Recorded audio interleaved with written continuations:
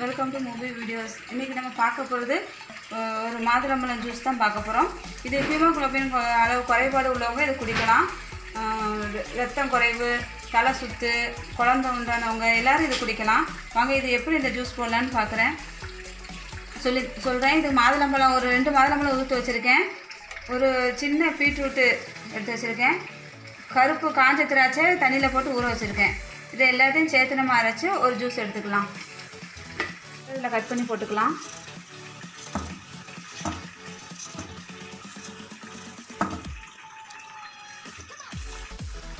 எல்லாம் கட் பண்ணி போட்டாச்சு. இது கூட ஊற வச்சு காஞ்ச திராட்சையே போட்டுக்கலாம்.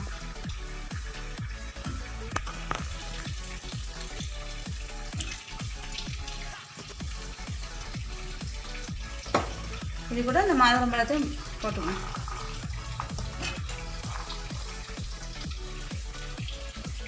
அவ்வளோத்தையும் போட்டாச்சு. நம்ம இந்த காஞ்ச திராட்சை ஊற வச்ச தண்ணி இருக்குல்ல, இது கூட ஊற்றி நம்ம அரைச்சிக்கலாம்.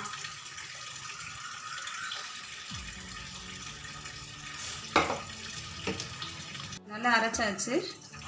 இதை அப்படியே வடிகட்டிக்கலாம். நல்லா அரைச்சி புளிஞ்சு எடுத்தாச்சு. இது கூட நீங்கள் இனிப்பு தேவைன்னா நாட்டு சக்கரை போட்டு குடிக்கலாம். ஜூஸ் ரெடி ஆயிட்டு. ரத்த குறைபாடு உள்ளவங்க இதை தினமும் ஒரு 10 நாளைக்கு குடிச்சு பாருங்கள். உங்களுக்கு நல்ல ஒரு இம்ப்ரூவ்மெண்ட் கிடைக்கும். வீட்டில் ட்ரை பண்ணி பாருங்கள். பிடிச்சிருந்தா லைக் பண்ணுங்கள், ஃப்ரெண்ட்ஸுங்களுக்கு ஷேர் பண்ணுங்கள். அப்படியே சப்ஸ்கிரைப் பண்ணுங்க.